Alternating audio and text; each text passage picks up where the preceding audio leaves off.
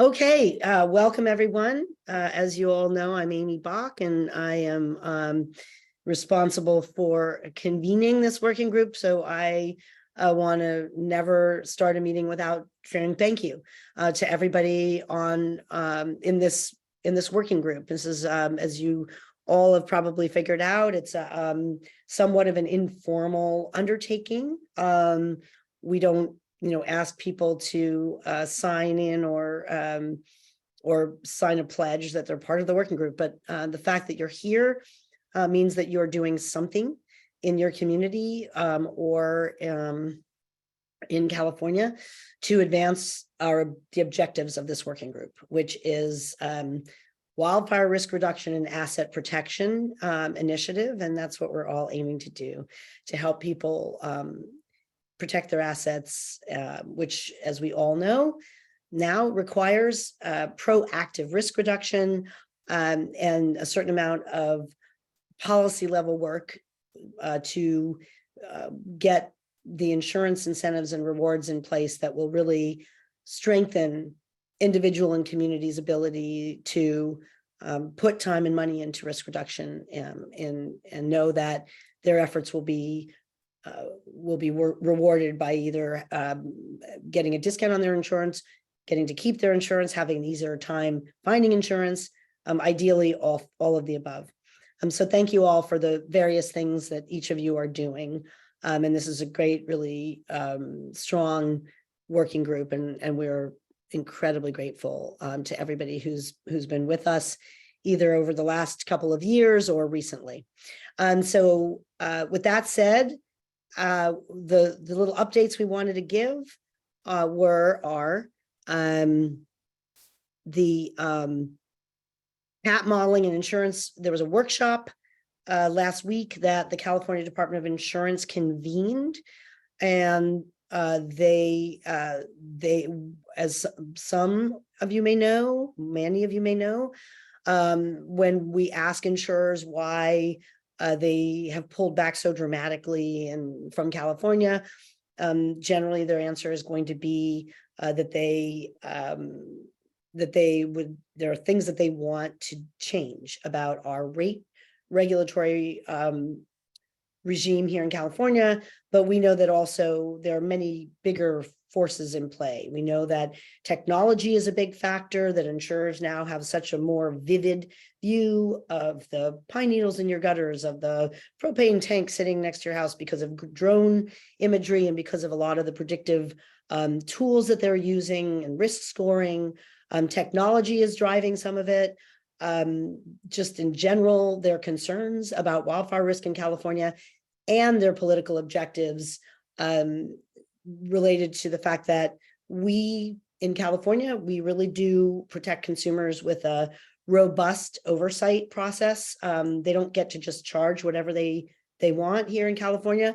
Their rates are subject to review by the Department of Insurance.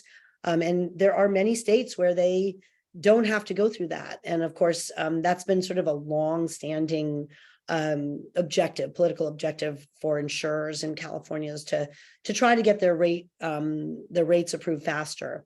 They also want to be able to pass along reinsurance costs to their customers, and they also want to be able to use something called CAT models, and those are models, algorithms that are being developed by private entities. In some cases, academic institutions as well, but they are models that purport to make it easier for insurers to predict the future in terms of what kind of events there will be and what kind of losses will come in. And so those are all of the items on insurers' agenda. And so on the CAT model issue, California has taken the position that because of Prop 103, that CAT models are not consistent with our approach. And also, the department has had a lot of concerns about if they were to allow insurers to use what some people call black boxes. Some people, like myself, have worried over the years when we've seen how CAT models have played out. The Risk 2.0 that the National Flood Insurance Program is using is a CAT model, based on a CAT model, and it's caused a tremendous amount of rate shock Once the CAP model got applied and the rates were adjusted for the CAP model, the cost of flood insurance has gotten so high for a lot of people that 10 states have filed a lawsuit against the flood program. So we worry about that. But we're not Luddites, and we understand that, that insurers are saying that the past is not as good a predictor of the future as it used to be because of the aspects of climate change and the severe weather. So our testimony at the hearing that the department had was that, of course, we want all the tools to be available to the department to oversee rates and to protect consumers, but also ensure that insurance companies are getting adequate rate to keep them financially strong and able to fulfill their promises. But we just are cautioning against the unfettered use of CAP modeling. And thanks to Joel Loucher, who's on our staff, who had been with the department, we put forward, I think, a very sort of a realistic approach for a way that insurers could use what we know about how the more severe wildfires have been behaving, not just their own experience, but the experiences of their competitors, and that there be a way to factor that in as an alternative to these, just using these black box models. So that's kind of where that's a very, very basic explanation of what our position was at the hearing. This was a fact-finding, informal hearing that the department is having. And I just want to conclude my little report on that by saying that not only are we not Luddites here at UP, nor would we want to insurers not to be able to use a tool. And we know that CAL FIRE is using some models, and models are have a lot of value in some contexts. And of course, we're looking for solutions here, and the low-hanging fruit. Okay, insurers want two things. Can we give them either of those things? CAP models being one of them. The reality is all of you probably know that the Department of Insurance has been granting rate increases fast and furious. So really, insurers can no longer say that they're not getting the rate that they want in California. As a matter of fact, the commissioner has said on many occasions in public that he's been inviting the insurers to come in and ask for the rate that they want, and his team is moving as quickly as they can. So that's one briefing. And if you want to listen in, there were hours and hours of testimony, but it's all recorded and you can listen to some of it. And of course, we heard horrible stories about the premium increases that are hitting people all over the state. So I think the department is trying to take a measured approach, and we continue to dialogue with insurance company representatives to see if we can find common ground. And then tomorrow, the commissioner will be holding a briefing for realtors from around the state and has invited me to join him on that. I did meet with the realtors last week. They are getting very, very concerned about the situation, as all of us are, and reporting that some deals are starting to fall through because of home insurance and condo insurance pricing and scarcity. Finally, the only other briefing I want to share is that on Tuesday, September 19th, we will be getting back together. So we're going to skip August, give everybody the month off, and see you back on our next RAP meeting on the 19th. So hopefully we now have Chief Berlant with us. I'm looking here. I'm looking. Uh-oh. Can you unmute any word? I have not received word back from him, but he has his Zoom link in his inbox if maybe he's being called or has an extra meeting. Okay. All right. Well, then what we can do while we're waiting is to invite anyone who has questions about any of the items I just reported on. We can keep this informal, and Joel's here, and we'll be happy to answer any questions about the CAP modeling issue or where things stand with insurers' two wish list items. If you have a question, you can unmute. David, great. David Zielinski. Amy, why doesn't the Department of Insurance allow them to pass through their reinsurance costs?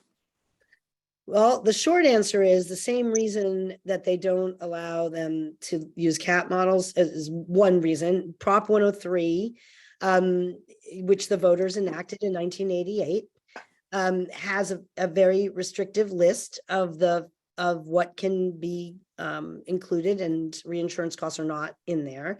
And I'm going to let Joel give a little more answer on that, but I want to tell you, as somebody who goes to who goes to the all kinds of conferences across the country, I can tell you that the market, so reinsurance pricing, is not regulated. And we've been in what's called a hard market for a while, which means that reinsurance pricing is very high. And so to protect consumers from that unpredictable swing, that's part of, I think, why we don't allow it. But Joel, do you have more of an answer on that, on reinsurance costs? Yeah, that's a big piece of the answer, Amy, that you just gave. It's unrestricted in terms of their pricing. And so to add that component into the approval process in California would basically undermine a lot of the protection, because they're trying to figure out what your actual losses should be. And if you just threw in some unregulated expense, it would kind of undo things. But in fairness, the way the rate approval process works is the department considers all of the insurer's losses paid, and in the calculation of what the future rate should be. It doesn't take out the losses that were actually paid by a reinsurer. So it's called a direct rate process, where you're only using the insurer's own experience. And even when insurers talk about all the losses they had, 2015, 17 fires, and they say they lost more than they made, they don't account for money they recovered from PG&E, and they don't account for money they recovered from their reinsurers when they talk about all these losses. But so, none of that really goes into the formula. And, as Amy made the point, the idea is to really have an objective view of what their actual losses were, to project their future losses. And just one more thing about reinsurance rates, just so just kind of add to the understanding that everybody has. The California Earthquake Authority, right? That is the insurance entity that was created after the Northridge earthquake, when insurance companies kind of en masse went to the legislature and said, we're not going to continue selling insurance in California if you don't let us out of the requirement to cover earthquake damage. And so they created the CEA. They let insurers out of that requirement. Now, unfortunately, that means 90% of people in the state don't have earthquake insurance. But in the meantime, United Policyholders works very hard to help people make good decisions and whether or not to buy it. And we understand, we've done everything we can working with the CEA, to support their, they have a mitigation program, the brace and bolt, that does get you a break on your pricing. And they also, we work with them on a regular basis to try to figure out, okay, how can we help them improve their product so it's more attractive to consumers? And we've done all kinds of, we've helped them do focus groups, on and on. Their big problem right now, and the reason that they have recently implemented they've stopped advertising aggressively. For a while there, you'd see all these billboards saying California rocks and all that. That you won't see those anymore for a while, because the cost of the reinsurance they have to buy was getting so high for them that they started to feel like they're in a difficult position of, they were selling 3 deductible levels, I think 20, 15, and 10. And then they also, working with us, had really innovated to give people more options. But they, because of the cost of the reinsurance that they have to buy in order to have the financial strength that they're legally required to have, they not only did they've now had to eliminate the 10% deductible, they also have reduced their contents coverage down from, you could buy, I think it was like 200,000 or so, and now it's down to 25,000 at desperate times, calling for desperate measures. And the desperate times for them was created by the cost of the reinsurance they have to buy. So again, it's a really, I wish, I mean, believe me, David, a couple of years ago, I came back from a conference out, where I heard all these industry people saying, if we could pass along reinsurance costs in California, we'd come back and all that. And, when I brought that to the department, I came to understand that it's just not at all a simple kind of solution, and not really a very palatable one either. But I think, the commissioner, guns are aimed at him from all sides.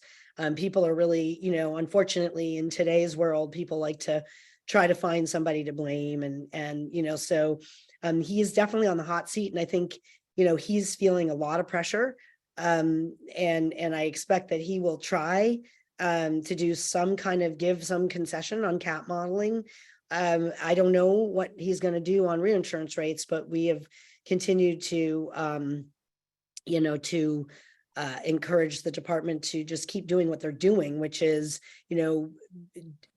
protect consumers, but approve rates as quickly as adjusted rates as quickly as they can.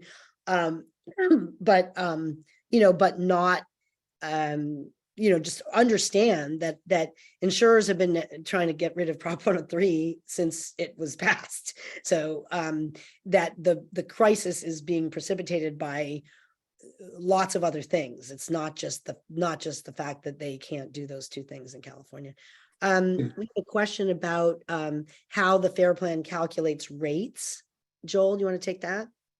Yeah, the FAIR Plan actually has a different approach that's allowed by the department, and they do use the wildfire or catastrophic models that aren't allowed for regular homeowners insurers. And the reason for that is that the FAIR Plans has overall a pretty small population of policyholders compared to many insurers, and very concentrated. So there's, it has kind of a unique profile. And because it's so concentrated in areas that other insurers won't write, right? They have a possibility that they'd have pretty major losses at any point in time. They can't really spread their risk out across the whole state the way other insurers choose to do. So they're allowed to use catastrophic risk models in their projections of loss. And I'll mention, that when I was with the department and still in rate regulation, they used two models, and the actuary who, was working on the filing averaged them. And he weighted one of the models to be 2/3, so he kind of balanced it, gave one 2/3 weight and one 1/3 rate. And the reason was the two models, one predicted losses that were double what the other predicted. And it gives you an idea of just the extreme variability you can get from these projections. And another reason the department doesn't want to wholesale allow them into other insurers, right? Because you can project, in the next 20 years, I think this company will have 20 billion in fires, or another model could say 40 billion in fires, and come up with a lot of data to support it. And as Amy mentioned, an algorithm that says, it's increasing at this level of growth each year. And so that, the department's trying to stay away from it. They do use it for the FAIR plan, but even the FAIR plan, even that limited use shows you the variability and volatility that comes with wildfire risk models. You're muted, Amy. Joel, let me ask you a question, and thank you for whoever reminded me that I was muted. We're getting great questions in the chat. We're going to get to them. Seems like Chief Burley might have something might have happened there. Maybe there's a fire. God forbid. Okay, but Joel, this is kind of probably a good conversation for us to be having anyways. I think people do have a lot of questions. So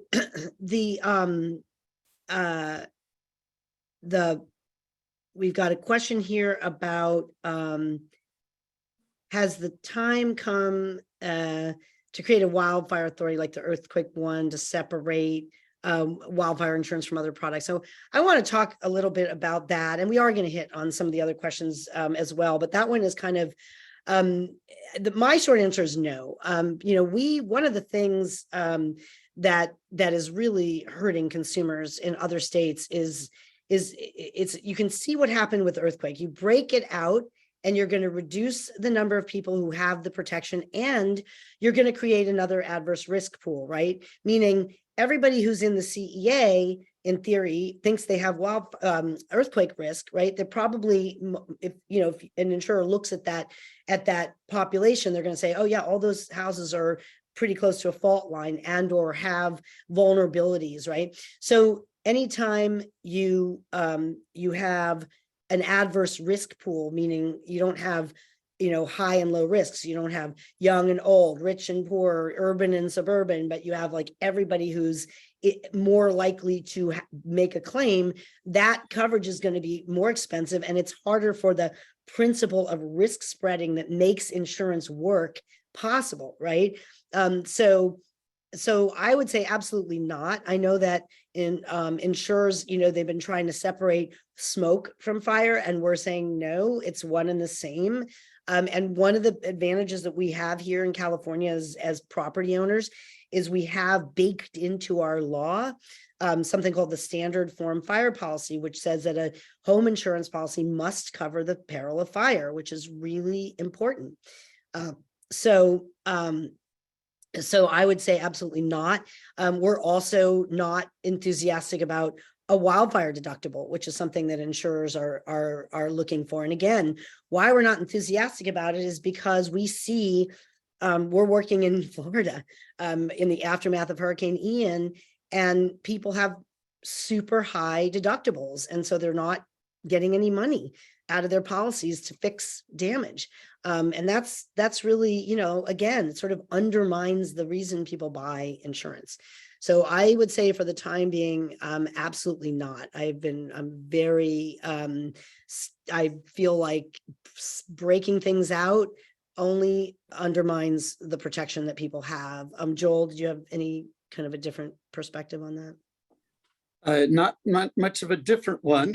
I'll just add that, it's very difficult to kind of parse out a single peril from itself, right? So earthquake, okay, is defined as this earth movement, but you don't, for fire, we want to say fire is fire and don't want to get into an argument of whether, well, this fire evolved from something on your stove, or this evolved from a grass fire behind your house, and then it, caught to your fence and to your house. So that's a wildfire, so you're not covered, even though it's a one-off fire. I mean, you would get into this distinction of what is a wildfire, because most fires that, burn a home down weren't intended to, be used to burn the home down. They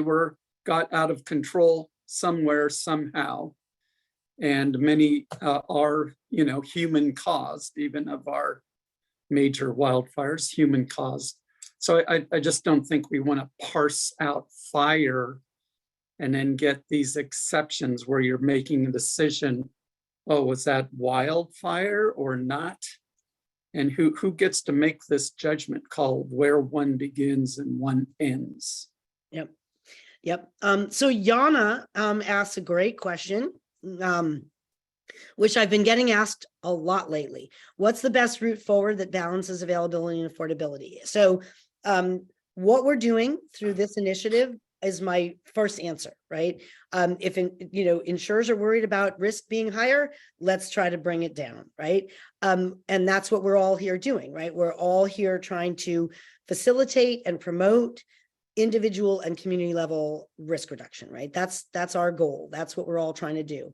And so I'd say, we have to keep doing that, understanding that insurance companies act on data, and they feel, I'm sure, that they don't have enough data yet on the efficacy of mitigation and or that they need to see more critical mass, in terms of moving the needle on community-wide risk reduction.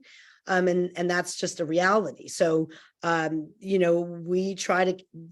all trying to stay calm, right? None of the insurers have said we're leaving California completely, right? So that's good. There's still, we know it's very, very, very tough out there. We have our agent broker advisors communicating with us on a regular basis. And we know that options do seem like they're continuing to shrink outside the FAIR plan. And even the surplus lines options are not great. So, we're not here to sugarcoat anything, but we don't think, I think let me tell you some of the solutions that people are talking about, right? In addition to, as the reinsurance market starts to soften a little, which it has, there are signs that it is. And as we see more and more progress on the mitigation front, I think we will, if we can get through this season without a mega fire, I think that would be great.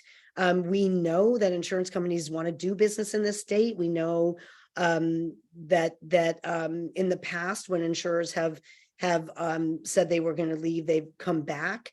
So, but some of the longer term things that we've been talking about, one is the development of a public reinsurance type of an option for the CEA and the FAIR plan, because they are take all comers.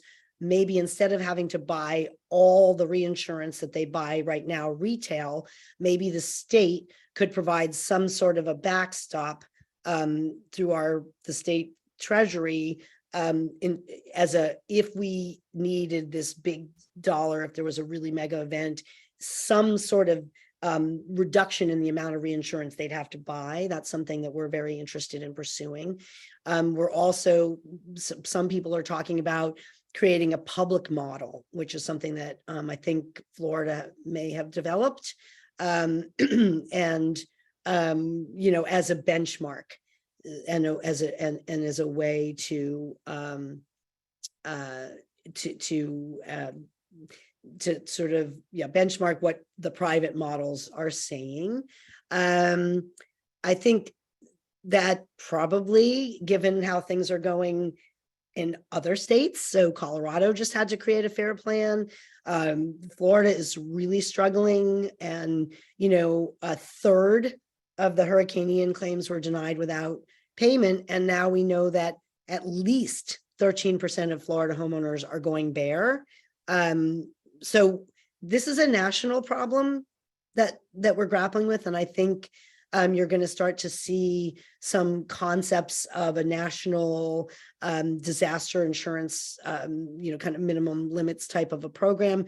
A lot of people are looking at parametric products as a palliative, right? That's a product where you pay, let's say $300 a month or so. And then, or I don't know, maybe more than that. And then if your home is a certain distance, there's a radius drawn around your home. And if an event occurs within that radius, then a certain amount of money gets wired into your bank account. That product is available for earthquake now. I believe it's in development for wildfires. So that's something that people are looking at as well. I think for UP, we are doing everything we can to give people realistic guidance, right? Things are really tricky right now. We know that. And one of them is to try to drop non-essential coverages. So, cut down your contents coverage. If you don't have other structures and your insurer allows you to segregate buckets of coverage, drop your other structures coverage. We don't like having to give people that type of advice. But if you look at programs like the FAIR plan, or the flood program that has a cap of 250,000 max. And, the FAIR plan in Colorado has started out with a $750,000 max that you can buy on a home. It's kind of, the theory is like, it's better to have something than nothing.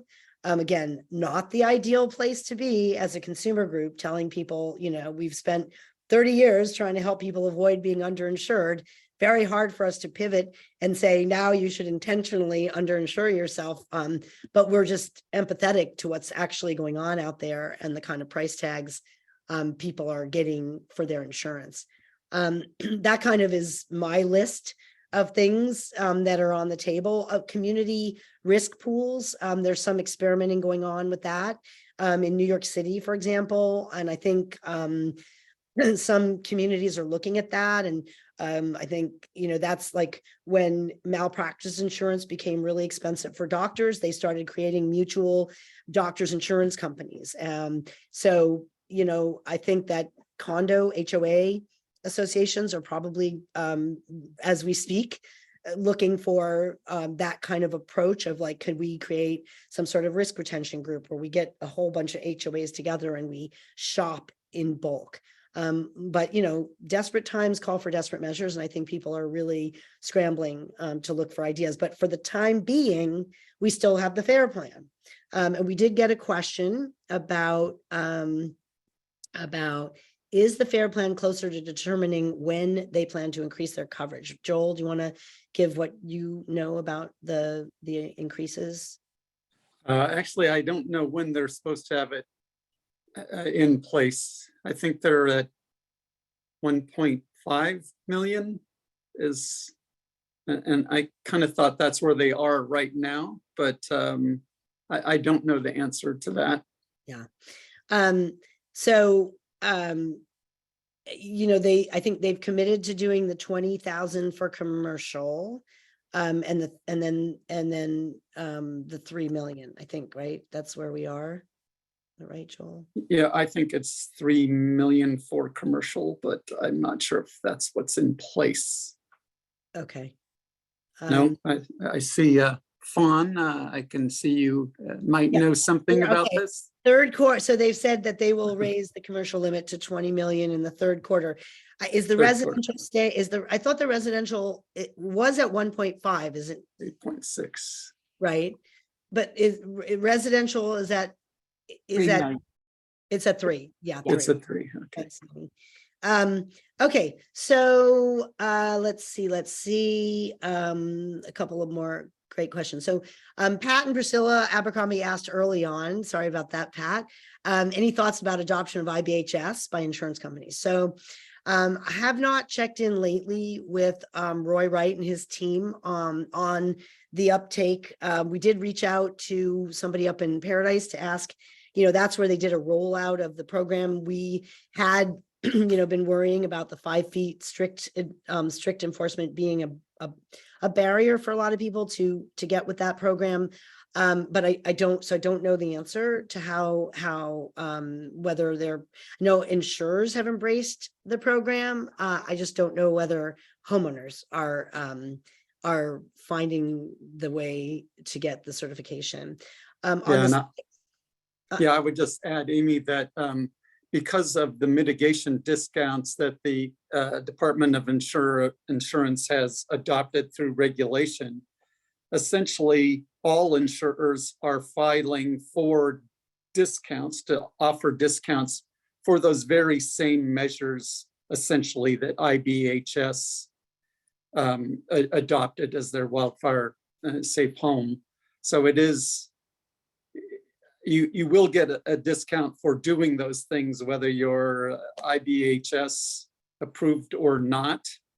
But IBHS, had a means of inspecting and such that I'm not quite sure how insurers are going to follow up on some of these measures to see that they've stayed in place.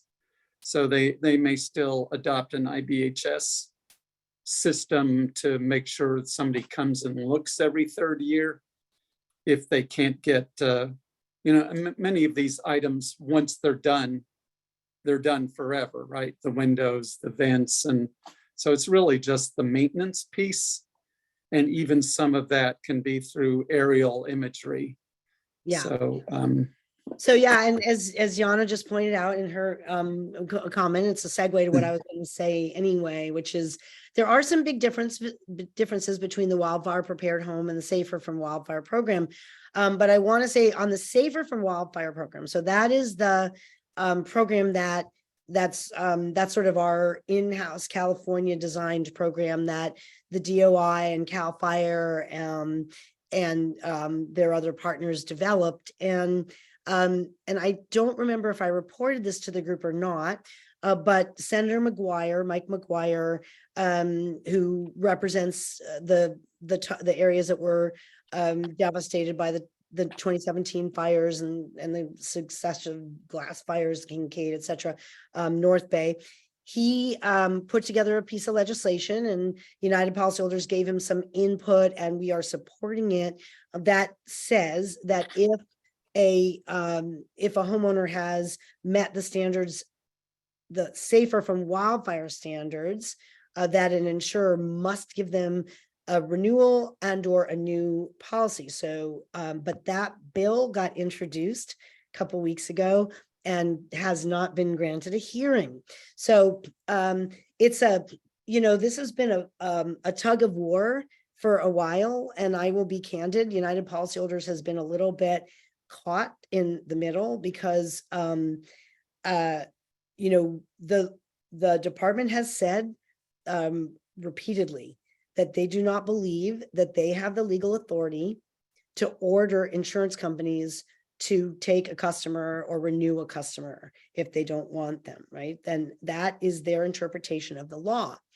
Then you have Harvey Rosenfield and Consumer Watchdog saying, oh, the commissioner is being a wimp. He should suspend, the insurer's licenses to sell auto, and he should, and he should use all of his powers to stop them from non-renewing policies. And then you have us, the pragmatists down on the ground, saying, well, insurers are already saying they don't like, they don't like the prior approval system. They don't like the fact that that they don't get to pass along reinsurance costs, and they don't get to use CAT models. Now, if you add on, now they don't get to pick who they want to insure and don't insure. I can't see that making the situation any better. I mean, to me, it's just too scary. So I am not personally encouraging him to do that. But I think, there are people who are pressuring him, to take a more kind of forceful political stand. And I think, he's trying to continue negotiating, with insurers. But, listen, if folks on this call are frustrated that all this work and time is going into mitigation and it's not getting recognized by insurers, believe me, we share your frustration in spades. So it's a very, it's a very nuanced situation. Ivan asked a question. Let's see. Ivan asks, if different models return different projections, right? Joel cited one as doubling another. Isn't that a feature, not a defect? At least the homeowner would be offered a quote. It would allow those insurers to compete, and over time, one would expect the models to adjust with experience. It's when all the carriers use the same model that we end up with the entire zip codes uninsurable. Joel, what do you have to say about that? Yeah, I think that a variation in models, can result in different approaches. It's just very hard in kind of this environment to say, okay, we're going to allow this level of, experimentation in a sense, in terms of trying to find the right answer, but have the homeowner pay for, these levels that could be completely wrong, or, both of those models could be absolutely wrong, right? Even the higher one might be half of what it should be, or maybe the lower one is already double what the likely losses are. So the range of error, and to impose that, and understanding that the people who live in the WUI now are already getting triple-digit increases, right? This is, even as insurers are increasing their rates, as a lot of people here are feeling, they're only coming in for like 7% increases. But how that plays out in their book of business is the urban risk might get a 2% increase, and that smaller portion of the insurer's writings in the WUI is getting an 80% increase. So to think of allowing more projections that would greatly increase those levels of rate, it just seems like that would be an experiment that would put insurance out of the reach of a lot more people, without any assurance that this is actually a fair rate. So I understand what you're saying. There's different projections, can be good, but I think being that speculative in this market is not the place to experiment. So Susan Anaker asks, if we live in an NFPA fire adapted community, is this considered as a considered factor in the insurer's risk formula? So I don't actually know the difference between a fire adapted versus a fire safe community. I know NFPA is the entity that gives the fire safe designation. I'm sorry, I can't tell, Megan, are you? Amy, I think you meant FireWise. NFPA is FireWise. I did.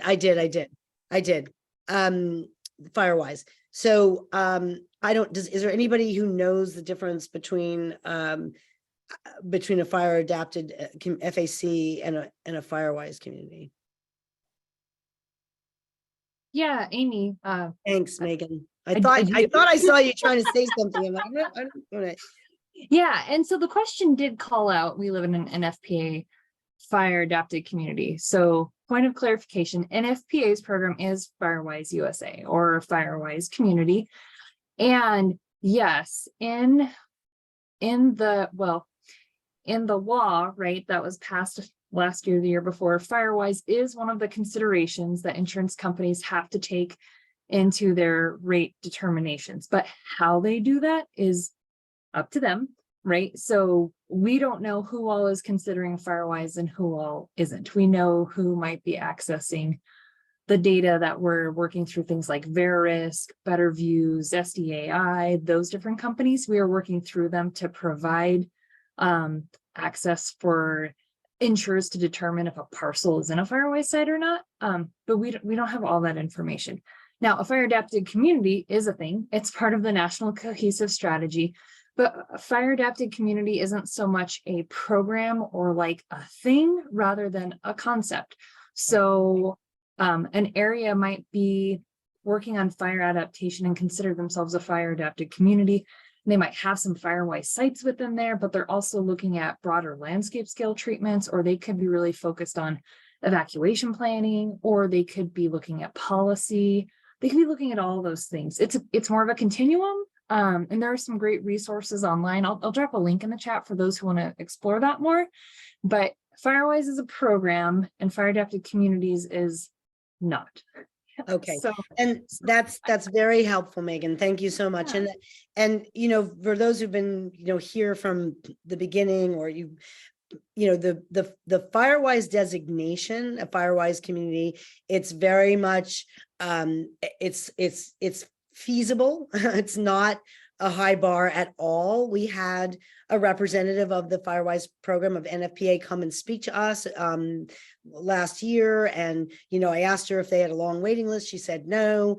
And we know from the beginning of this journey that USAA has been giving people a 5% discount just for living in a Firewise designated community from the get-go. And just a reminder that of something that I've been saying for a long time, which is, you know, there's really nothing that prevents an insurance company from giving a discount, or, you know, from offering you a discount if they want to, just like they, you know, they can offer you a you know, discount for a home security system, or, you know, so, you know, yeah, the regulations are an attempt to force them to do that. And they are definitely, you know, I would say they're not running, they're probably being more pulled. And I think the department is a, you know, a little, I mean, maybe disappointed about, you know, the discounts in the filings, but, you know, we expected them to be conservative. You know, I think insurers in general, they're just conservative in the way they see things, generally. Ryan, it looks like you had your hand up. Yeah, if I could just jump in, you know, because we are a Firewise community in Topanga. Beth Burnham, who's on this call, also was really instrumental in setting that up with the Topanga Town Council. You know, and most of us are California Fair Plan at this point because they've dropped everybody. But you do get a discount on California Fair Plan. So everybody in this community is getting a discount on their insurance because we are a Firewise community. So it's really good to organize it just for that simple level. Yeah, you know, like you said, the FireAdapt is a little bit more amorphous, but the Firewise is, you know, it's a good thing for people to go for, and it does have a realistic make a difference. And I'm sure Beth would have more to say about it. Beth, go ahead and unmute. And for those of you who are not paying attention to the chat, there's great stuff being shared in the chat, including I shared our support letter on McGuire's 672. But go ahead, Beth. So I was just up in the Eastern Sierras doing a presentation on how to become a fire prepared community, just beginning to get these small towns across the Eastern Sierra that are just at such incredible risk. And I'm working with the Mono County wildfire coordinator at that level. And in that process, I really saw that a fire adapted community is a great tag. It's a great phrase, but it really is an amorphous concept that is really, really helpful for what we would describe as stakeholders versus the community members. It's a way for, like, the person in Mono County to sit down and talk to all the various entities about the roles they can play in creating a wildfire adapted environment in her county. It's helpful for community members to see where they sit in this larger scheme, but it's not how they organized. And in my book, Firewise is absolutely the best first place to begin. And obviously in California, they all want to know, how can we get money? Nice. And it's just like, yes, there is lots of money out there. Yes, you can get money, but you need to be able to demonstrate that you've organized your community, that your community is in all together, that you have a structure that can manage money. There's a lot of steps before you can take money. And the Fire Safe Council in California is very clear. They want you to be a Firewise community before they give you grant money. And so that's the story I'm beginning to send out across the Eastern Sierra right now. You know, I'm sorry that Chief Berlant didn't make it. And I want to say, for those of you, just to remind you, if you had questions, when we sent you the announcement that he was going to be the speaker, I included a bunch of links to information about the new maps. And you know, we can certainly reschedule him. But this ended up being a fantastic conversation. And it's kind of funny because when I was conferring with Emily Rogan about, you know, okay, we like to look ahead and think about, you know, who do we want to feature and how, you know, what kind of a conversation do we want to facilitate? I was saying, I really want to hear from, some of the groups that are participating about, what's going on in their areas. And we kind of did get a little bit of that today. So I do think it was a good use of the hour. And I really want to thank everybody who contributed to the conversation. I want to remind you all that are the date that we scheduled for the next one. The next one of our meetings is Tuesday, September 19th. If you want to just throw that in or I can do it. I can do it. We are, we are always interested in questions, suggestions, and requests. We kind of go by instinct on what we think is the next sort of relevant, important thing. I did want to acknowledge a question that Joel put in the chat, the very first question. And that's relevant to another topic that our team has been kicking around, which is trying to figure out who among you that are running programs in your community, hands-on risk reduction programs, are vetting and blessing specific mitigation action vendors, like the company that can come out and do work. So Joel was asking, does anyone have a recommendation on a mitigation action focused contractor in Alameda County? So if anybody has an answer to that question, we would really appreciate you either put it in the chat or email Joel at uphelp.org, Joel at uphelp.org. I will say we did have that conversation with our friends in Ventura, and I think for them it's sort of a work in progress. I think for most people it's scary to endorse a particular vendor, and then somebody comes back and says, I didn't like them, or they overcharged me, or they didn't show up, or whatever.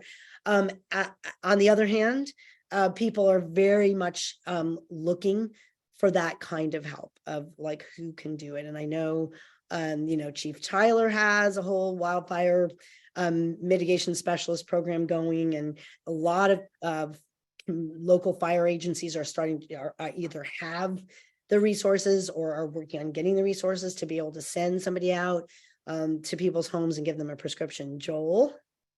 Yeah, I just wanted to add one thing about this general topic of mitigation and Firewise communities. And we've talked about the regulations now. We'll, give people discounts. But just to note where we started in some of this is that the models that insurers use to, look at risk initially only looked at slope, fuel, and access, right? So there was nothing at all about the dwelling itself. And just in a few years' time, those models have come to start to look at your roof types and clearance around the house. We have these discounts for home actions.